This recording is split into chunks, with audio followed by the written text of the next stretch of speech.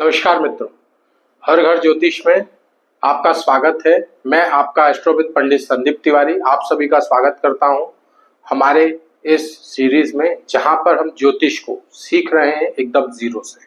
तो दोस्तों, जैसा कि पिछले वीडियो में हमने जो बात करी थी कि एस्ट्रोलॉजी क्या है, कैसे है और किस तरह से ये आपके जीवन में प्रभाव डालती है, आज से ये हमारी पहली क्लास है और हम इस क्लास को आज से प्रारंभ करने जा रहे हैं।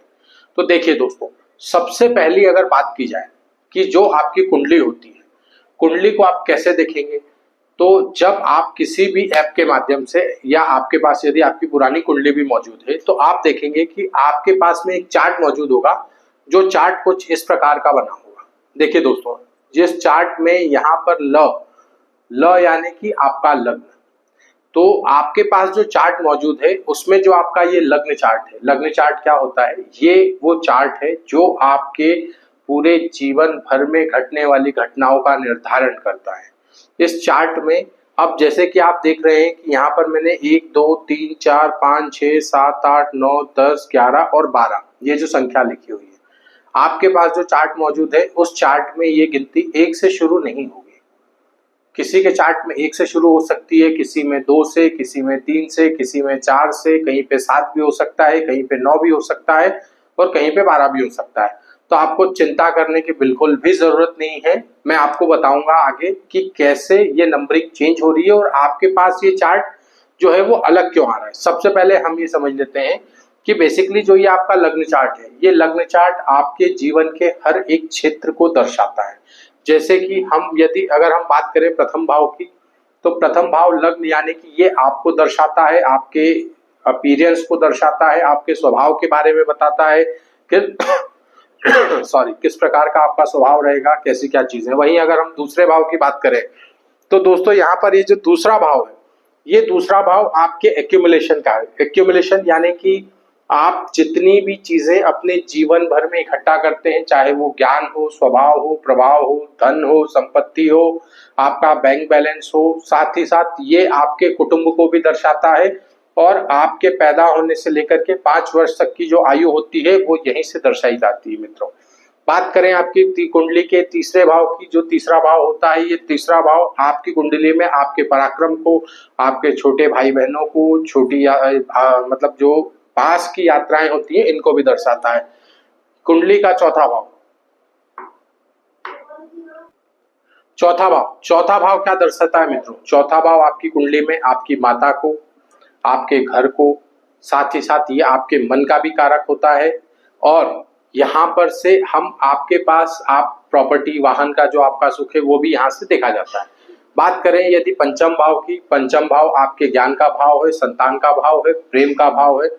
छठे भाव की बात करें तो यहाँ से हम आपके रोग, ऋण, शत्रु, रिपु, जो षड रिपुएं होती हैं उसको हम कुंडली के छठे भाव से देखते हैं। मित्रों, बात करें सप्तम भाव की, ये सप्तम भाव यदि आप जब सप्तम भाव का एनालिसिस करते हैं, ये आपके पार्टनर को दर्शाता है, ये आपका प्रतिबिंब है। आप दुनिया को किस नजरिए से देखते हैं और दुनिया आपको किस नजरिए से देखती है वो आपके यहाँ सप्तम भाव से पता चलता है। साथ ही साथ आपका बिजनेस और डे टू डे बेसिस पे जो आप इनकम अर्न करते हैं वो आपकी कुंडली के सप्तम भाव से देखा जाता है। मित्रों, बात करें अष्टम भाव की, अष्टम भाव इसे ज्योतिष में सबसे ज्यादा रहस्यमय भाव भी कहा जाता है। ये आपकी आयु और मृत्यु का भाव भी होता है।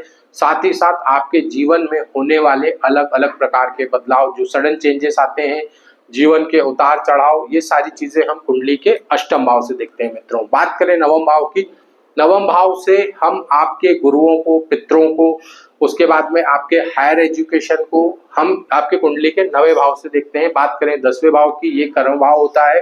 कर्म भाव की यदि हम बात करते हैं तो इसमें आपके जीवन के सारे कर्म आ जाते हैं।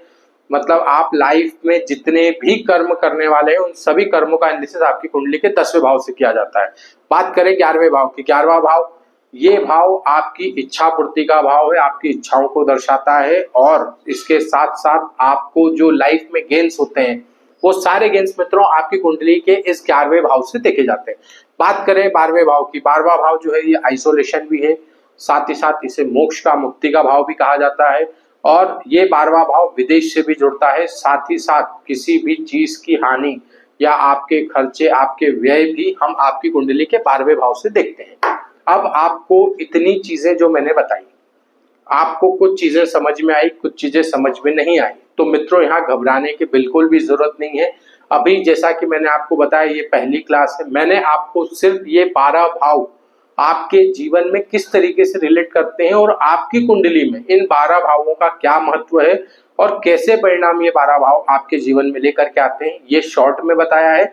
आगे के वीडियोस में इंडिविजुअल एक एक भाव पर हम पूरा वीडियो कवर करेंगे, क्योंकि एक वीडियो में ये 12 भाव कवर कर पाना पॉसिबल भी नहीं है और बहुत ही ज्यादा लंबा समय लगेगा। तो आपको अभी एक मैंने मोटा मोटा आइडिया दिया है बस, कि ये 12 भाव आपकी लाइफ में किस तरीके से रोल करते हैं और किस तरीके से आपके पूरे जीवन को इन 12 भाव में समेट कर रख दिया जाता है मित्रों। तो ये तो हो गई आपकी लग्न कुंडली की बात। लग्न कुंडली के अलावा भी आपके पास कई सारे चार्ट्स होंगे, उन्हें देखकर बिल्कुल भी आपको घबराना नहीं है। हम उन सभी चार्ट्स को डिटेल्ड में डिस्क्राइब भी करेंगे और आगे आपको बताएंगे कि कैसे उन चार्ट्स को आपको यूटिलाइज करना है, कैसे देखना है और कैसे पढ़ना है। अब मित्रों, जैसा कि मैंने आपको बताया कि आपकी कुंडली में, जैसे कि मैंने यहाँ पर एक लिखा है, आपकी कुंडली में यहाँ पे नंबर अलग हो सकते हैं। देखिए दोस्तों, ये जो मैंने 1 से लेकर के 12 तक की संख्या रोमन नंबर में इंडिकेट करी है, इसका कारण ही यही है कि ये जो है ये 12 भाव आपकी कुंडली में हमेशा फिक्स रहेंगे। ये भाव कभी भी बदलते नहीं हैं कुंडली में, ये आप नोट करके रख लें। हमेशा प्रथम भाव प्रथम ही रहेगा, द्वितीय भाव द्वितीय ही रहेगा, तृतीय भाव तृतीय रहेगा, चतुर्थ, पंचम, षष्ठ, सप्तम, अष्टम, नवम, दशम, एकादश और द्वादश, ये भाव आपके कभी भी नहीं बदलते। तो फिर आपके पास जो कुंडली है उसमें जो नंबरिंग चेंज हुई वो क्या है? क्या वो गलत लिखा है? नहीं मित्रों, वो गलत नहीं लिखा है। आपकी कुंडली में जो नंबर दर्शाए गए हैं वो बेसिकली है राशियां। अब राशियां क्या होती हैं और कैसे ये प्रभाव करती हैं? देखिए दोस्तों, जब आप कुंडली का एनालिसिस चालू करेंगे तो सबसे पहली चीज जो है, जो आपको पता होनी चाहिए और साथ ही साथ आपको इसको क्रमशः याद भी करना है। ये देखिए, यहाँ पर हमने लिखा है राशि और ये है इनके स्वामी। सबसे पहले आप ये समझ लें कि इन जो राशियां हैं ये टोटल 12 राशियां होती हैं और इनका क्रम जो है वो फिक्स है। सॉरी, अब फिक्स क्रम से मेरा मतलब ये है, जिस नंबरिंग में मैंने इसे लिखा है ये बिल्कुल भी चेंज होने वाली नहीं है। मतलब ये कि राशि की शुरुआत होगी मेष से, मेष यानी कि 1 नंबर, वृषभ 2 नंबर, मिथुन 3 नंबर, कर्क 4 नंबर, सिंह 5, कन्या 6, तुला 7, वृश्चिक 8, धनु 9, मकर 10, कुंभ 11 और मीन 12। अब ये जो 12 नंबर मैंने आपको बताए सॉरी, ये जो 12 नंबर मैंने आपको बताए ये फिक्स हैं, आपको इनको याद करना पड़ेगा मित्रों, ये कभी भी बदलते नहीं।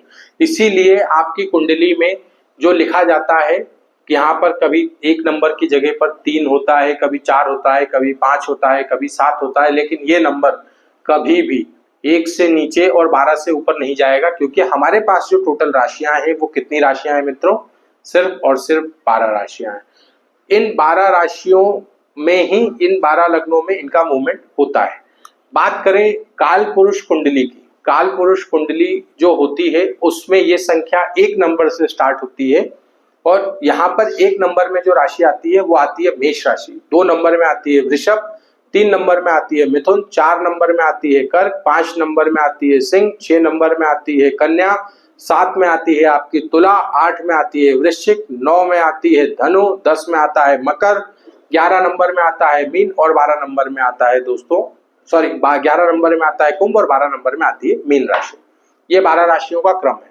अब देखिए, आपके पास जो लग्न कुंडली मौजूद है, अगर वहां पर मान लीजिए कि यहाँ पर 1 नंबर की जगह मैं आपको थोड़ी देर के लिए कहूं कि यहाँ पर आपकी कुंडली में लिखा हुआ है 4 नंबर, अब इस 4 नंबर का अर्थ क्या होगा? 4 नंबर का अर्थ होगा कि ये आपकी कुंडली जो है ये कर्क लग्न की कुंडली बन गई।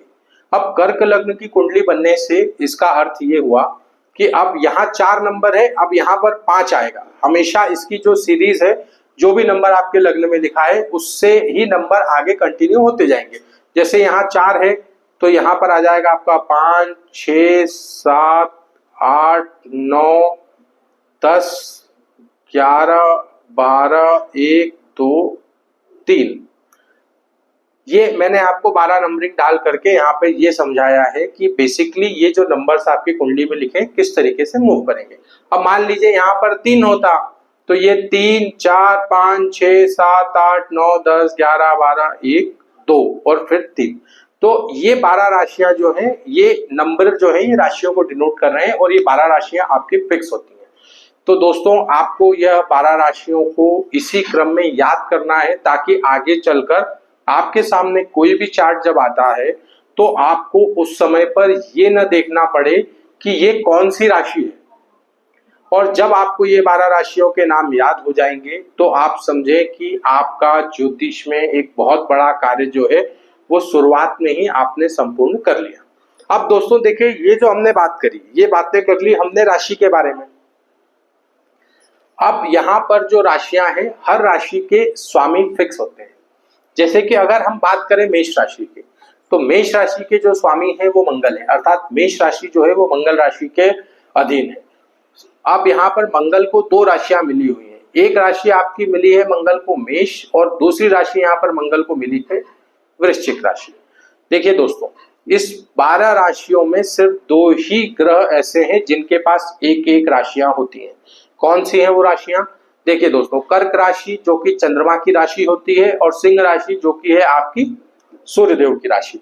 इसके अलावा शुक्र देव के पास में 2 राशि हैं, आपकी वृषभ राशि और तुला राशि। वैसे ही बात करें बुध की, तो बुध के पास में 2 राशियां हैं। एक राशि है आपकी मिथुन और दूसरी राशि आ जाती है आपकी कन्या राशि। बात करें देवगुरु बृहस्पति की, देवगुरु बृहस्पति के पास में एक धनु राशि है और दूसरी राशि है मीन राशि। अब देखिए दोस्तों, मैंने लिखा है गुरु और मैं बोल रहा हूं बृहस्पति। देवगुरु बृहस्पति को ही हमारे इन ज्योतिष में गुरु कहा जाता है, गुरु कह के संबोधित किया जाता है मित्रों। तो यदि मैं देवगुरु बृहस्पति कहूं या फिर सिर्फ गुरु से डिनोट करूं तो आपको ये समझ जाना है कि हम देवगुरु बृहस्पति की ही बात कर रहे हैं। अब देखिए दोस्तों, 10 नंबर और 11 नंबर अर्थात मकर राशि और कुंभ राशि, ये दोनों राशियां जो है आपकी ये शनि के अधीन में आती है मित्रों। तो ये आपकी 12 राशियां हैं और ये 12 राशियों के स्वामी हैं। इसमें आपका कर्क और सिंह, चंद्र और सूर्य, इनको एक एक राशियां मिली हुई हैं। मेष मंगल की है, वृश्चिक मंगल की है, वृषभ शुक्र की है और तुला शुक्र की है, इनकी भी 2 हो गई। मिथुन और कन्या ये दोनों बुध के अधीन हो गई। धनु और मीन गुरु के अधीन हो गई। मकर और कुंभ शनि के अधीन हो गई। ये दोस्तों इसमें कुछ भी चेंज नहीं होता है, ये चीजें फिक्स हैं। ये आप जैसे जैसे आगे एस्ट्रोलॉजी को प्रैक्टिस करेंगे तो आपको ऑटोमेटिकली याद भी हो जाएगी और आपके लिए यदि ज्योतिष आप करना चाहते हैं या ज्योतिष को समझना चाहते हैं, ये बेसिक्स आपको क्लियर होना बहुत ही ज्यादा जरूरी हो जाता है मित्रों। तो हमने सबसे पहले बात करी कि आपका लग्न चार्ट क्या है, उसके बाद हमने आपको बताया कि आपके 12 भाव किस तरीके से आपकी कुंडली में रोल प्ले करते हैं। उसके बाद हमने आपको 12 राशियों से अवगत कराया और उसके बाद हमने आपको बताया कि 12 राशियों के स्वामी कौन है। अब देखिए दोस्तों, इन 12 राशियों को 3 स्वभावों में डिवाइड किया गया है। कौन से हैं वो स्वभाव? देखिए दोस्तों, सबसे पहले आता है मेष राशि। मेष राशि ये 1 नंबर लिखा हुआ है, ये चर में आती है। चर राशि का अर्थ ये होता है ये चलायमान, मतलब अगर हम बात करें कि यदि कोई लग्न चर लग्न होता है, चर लग्न अर्थात मतलब चेंजेबल, जैसे मेष राशि किसी भी चीज को बहुत जल्दी अडॉप्ट कर लेती है और आप देखेंगे कि उनके स्वभाव में एक जल्दी, मतलब हर काम को तीव्रता से करना उनके स्वभाव में निहित होता है। ये आपको चर राशि के जातकों में अधिकतर देखने को मिलेगा। जैसे अब दूसरी चर राशि होती है हमारी कर्क राशि। कर्क राशि में आप देखेंगे चंद्रमा के अधीन जो लोग आते हैं वो भी, उनकी सोच बड़ी जल्दी जल्दी चेंज होती रहती है ना। तो अगर हम सिर्फ सोच से बात करें तो जो राशियां चर राशि के अंतर्गत आएंगी उनकी थिंकिंग प्रोसेस, उनका वर्किंग पैटर्न जो है वो चेंजेबल है। वहीं अगर हम बात करें आपकी जैसे तुला राशि जो है ये भी चर राशि में आ रही है और मकर राशि ये भी आपकी चर राशियों में आ रही है। आपको याद करने में इसको प्रॉब्लम नहीं आएगी, मैं आपको इसका अभी ट्रिक बता दूंगा। अभी पहले हम एक बार समझ लेते हैं कि होता है। अब चर राशि के बाद दूसरा आता है आपकी स्थिर राशि।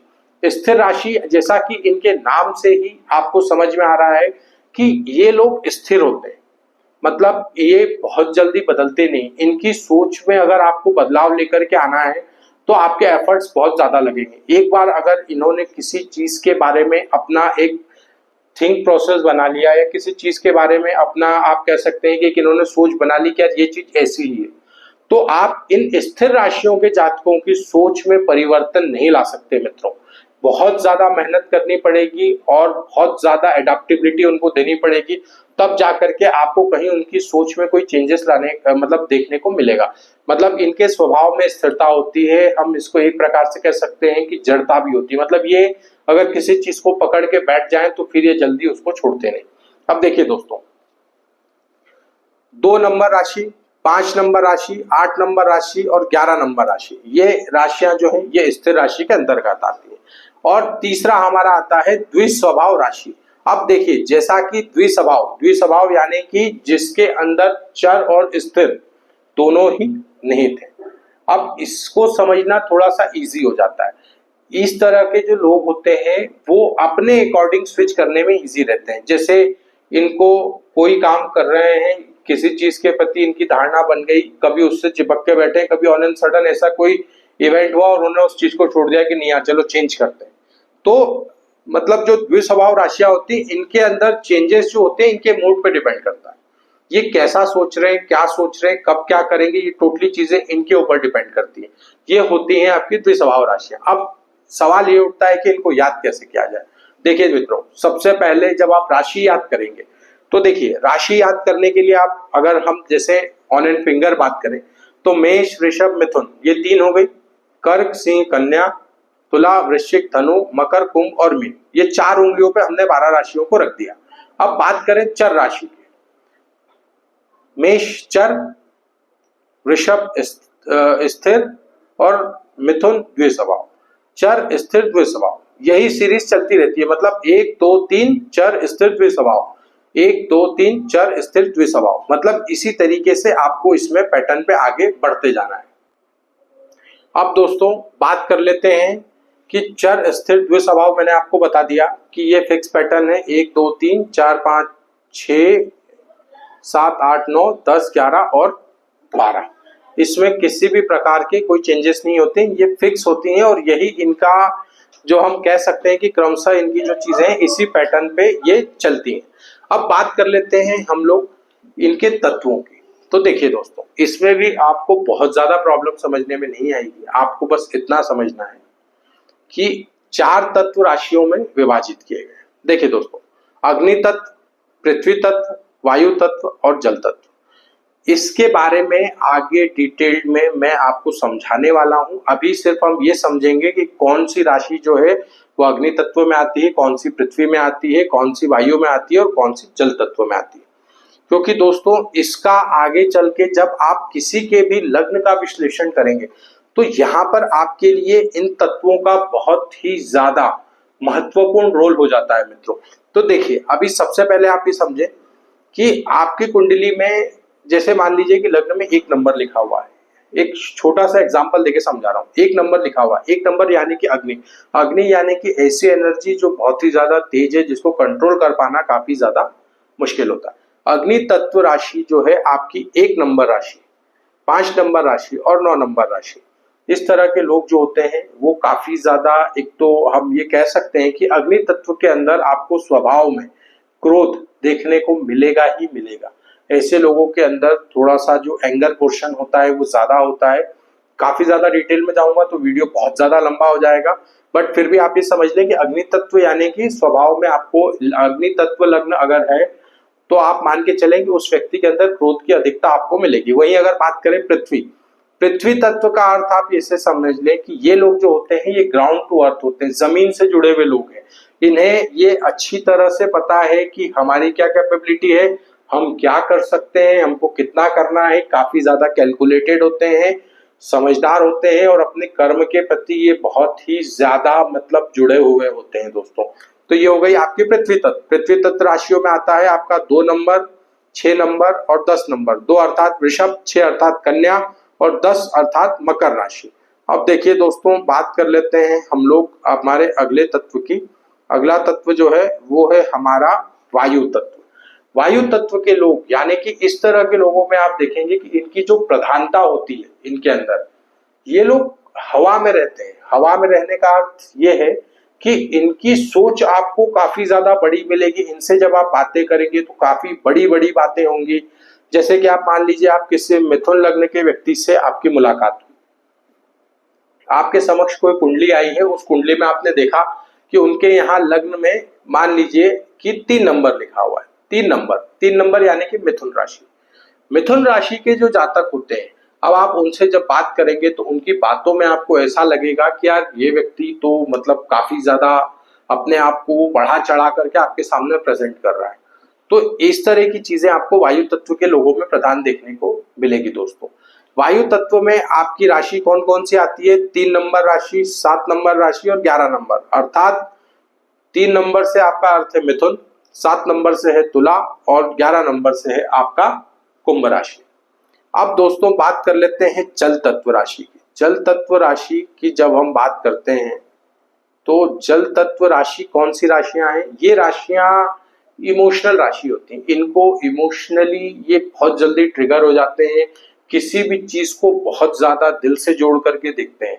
जैसे कि आप किसी भी कुंडली में यदि देखते हैं कि लग्न में यदि कर्क राशि आ रही है तो आप देखेंगे कि उस व्यक्ति के स्वभाव में एक कोमलता तो होगी, साथ ही साथ वो बहुत ही ज्यादा इमोशनल होगा। और अगर उसका लग्नेश किसी कारणवश प्रभावित हो गया, अब आप टर्म से कंफ्यूज मत होइएगा, मैं थोड़ा सा सिर्फ समझाने की कोशिश कर रहा हूँ।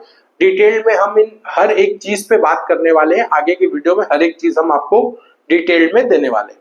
तो देखिए दोस्तों, जैसे जल तत्व में बात करें, कर्क कर्क लग्न के लोगों में आप देखेंगे कि विशेषता ये बहुत ज्यादा इमोशनल होते हैं। इनका दिल काफी ज्यादा साफ होता है और ये इनके अंदर बहुत ज्यादा मतलब छुपा के करने वाली चीजें नहीं होती। जो भी इनके दिल में होगा ये आपके सामने रख देंगे।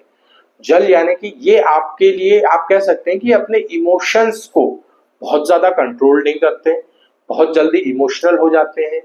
तो ये कई बार तो चीजें अच्छी होती हैं, लेकिन कई बार दोस्तों ये काफी ज्यादा नुकसान भी पहुंचाती है। कैसे क्या होता है और कैसे इनके प्रभाव आते हैं ये भी हम डिटेल में बात करेंगे, लेकिन हमारे आगे के वीडियोस में। अभी सिर्फ आप तत्वों को समझ लें कि जल तत्व में आपकी 4 नंबर, 8 नंबर और 12 नंबर अर्थात कर्क, वृश्चिक और मीन राशि ये आपके जल तत्व के अंतर्गत आती है मित्रों।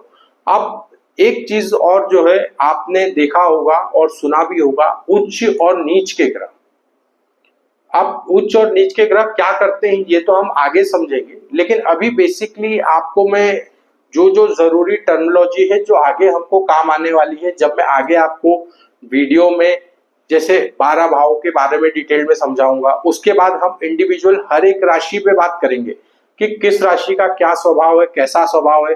वैसे ही हम हर एक ग्रह पे बात करेंगे कि कौन सा ग्रह है, कैसे प्रभाव देता है, उसकी युति का क्या प्रभाव होता है, वो सारी चीजें हम डिटेल में डिस्कस करेंगे। तो अभी आपको इन सब चीजों के लिए बिल्कुल भी परेशान होने की जरूरत नहीं। अभी आप सिर्फ टर्मिनोलॉजी और डेटा को नोट करके रख लें, ताकि आगे जब मैं आपको इन चीजों को बताऊं तो मुझे इन चीजों को फिर से रिपीट न करना पड़े, आपके पास ऑलरेडी ये सारा डेटा पहले से मौजूद हो। देखिए दोस्तों, बात कर लेते हैं। यहाँ पर हमने क्लियरली मेंशन कर दिया है, ये आपके ग्रह हैं, ये इनकी उच्च राशि है और ये इनकी नीच राशि है। अब देखिए दोस्तों, जैसे बात करें सूर्यदेव की, सूर्यदेव जो है वो जब मेष राशि में हो, अब मेष राशि में होने का अर्थ भी मैं आपको आगे समझाऊंगा, लेकिन अभी की बात करें, जैसे मान लीजिए कि हमने ये 4 नंबर की कुंडली बनाई थी, अर्थात कर्क राशि की कुंडली बनाई थी। अब इस कर्क राशि की कुंडली में यदि सूर्यदेव कुंडली में यहाँ पर 10 नंबर में बैठे हुए हैं, आपकी कुंडली आपके पास है और आपकी कुंडली 4 नंबर आपके लग्न में लिखा हुआ है और आपकी कुंडली में 10वें भाव में सूर्यदेव बैठे हुए हैं और राशि नंबरिंग में वहां पर 1 नंबर लिखा हुआ है, तो यहाँ पर सूर्य आपकी कुंडली के उच्च के हो जाते हैं। उच्च का ग्रह आपको अच्छे रिजल्ट्स देने के लिए बाध्य होता है। इसमें कुछ ऐसे भाव भी हैं जहां पर उच्च के ग्रह होना अच्छा नहीं होता, लेकिन उसको हम अभी कंफ्यूज नहीं करेंगे। अभी आपको बस इतना याद रखना है कि जो ग्रह उच्च का है वो अच्छे परिणाम देता है, ज्यादा परिणाम देता है और आपकी कुंडली में अच्छे रिजल्ट देने के लिए उसकी बाध्यता रहती है। अभी आप स्टार्टिंग में बस इतना समझ के चले।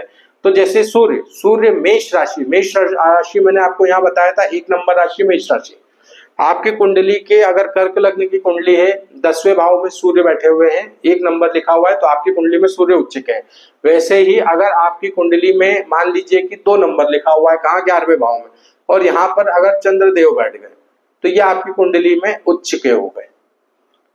वैसे ही बात करें यदि मंगल की, मंगल देव जो है वो वृश्चिक राशि में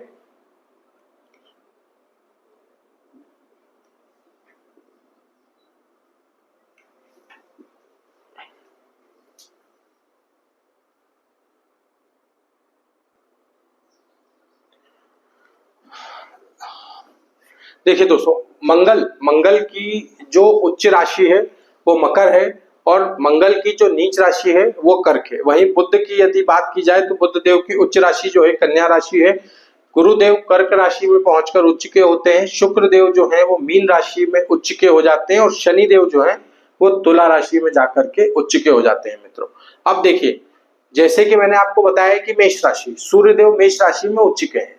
अब ठीक इनसे सातवीं राशि जो होगी, यानी कि जैसे हम यहाँ देख रहे हैं सूर्यदेव यहाँ पर मेष राशि में है, तो ठीक इनसे सामने वाले घर में यानी कि इनसे सातवें भाव में, यानी कि यहाँ 7 नंबर लिखा है, तुला में सूर्य जो है वो क्या हो जाएंगे, नीच के। वैसे ही इन सारे ग्रहों का होता है, जैसे सूर्य तुला में, चंद्रमा वृश्चिक में, मंगल जो है वो कर्क में, बुध जो है वो मीन में, गुरु जो है वो मकर में, शुक्र जो है वो कन्या में और शनि जो है वो मेष में जा करके नीच के हो जाते हैं। और साथ ही साथ यहाँ पर हमने ये जो डिग्रियां दी हैं ये परम उच्चांश की है और ये जो डिग्रियां दी हुई है परम नीचांश की डिग्रियां।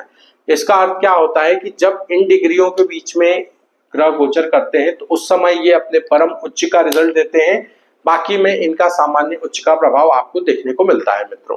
और अब इसी के साथ साथ एक और टर्म जो यूज किया जाता है वो होता है स्त्री संज्ञक और पुरुष संज्ञक राशि। देखिए दोस्तों, अब यहां पर आपका जितनी भी सम राशियां हैं, यानी कि 2, 4, 6, 8, 10 और 12, ये राशियां जो है ये आपकी सम राशियां जितनी भी हैं ये स्त्री संज्ञक हैं और जितने भी विषम राशियां हैं 1, 3, 5, 7, 9 और 11 ये आपकी पुरुष संज्ञक राशियां हो जाती हैं। तो दोस्तों, ये हमारा आज का जो वीडियो है इसमें हमने आपको वो बेसिक्स डिटेल यहाँ पर प्रोवाइड करने की कोशिश करी है जो आपके लिए आगे चलकर स्टडी करने में आपको काफी ज्यादा मदद करने वाला है। तो आपको करना क्या है, इन सारी चीजों को प्रॉपरली नोट कर लें। यहाँ पर एक गड़बड़ हो गई थी, गलती से वृश्चिक लिखा गया था, यहाँ पर आप वृश्चिक की जगह मकर कर लीजिएगा और बाकी इन सारे डेटा को, सारी डिटेल्स को आप नोट करके अपने पास में रख लें, ताकि जब सेकेंड वीडियो में हम जब शुरुआत करेंगे तो सेकेंड वीडियो में सबसे पहले हम ये समझेंगे कि आपकी कुंडली के जो ये 9 ग्रह हैं, 9 ग्रहों में हम अभी सबसे पहले बात करेंगे सूर्य से लेकर शनि तक जो 7 ग्रह हैं। उसके बाद में यहाँ पर राहु केतु का मैंने कहीं भी जिक्र नहीं किया है मित्रों। राहु केतु को 12 राशियों में से किसी भी राशि का आधिपत्य नहीं मिला हुआ है, लेकिन ऐसा माना जाता है कि जो राहु है वो शनि की तरह बिहेव करते हैं और जो केतु है वो मंगल की तरह बिहेव करते हैं, बट उनकी टर्मिनोलॉजी काफी ज्यादा डीप है, तो उसको हम लोग डिटेल में आगे चल करके जब बात करेंगे तो मैं आपको उनसे रिलेटेड सारी चीजें समझाऊंगा।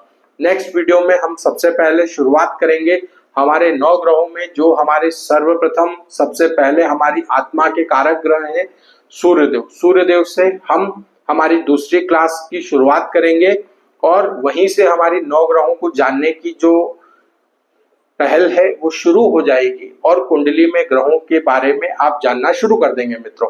तो आज का हमारा ये वीडियो हम यहीं पर पूर्ण करते हैं और अब हमारी आपसे पुनः मुलाकात होगी हमारे दूसरे वीडियो में, जहां पर हम बात करेंगे सूर्यदेव के बारे में।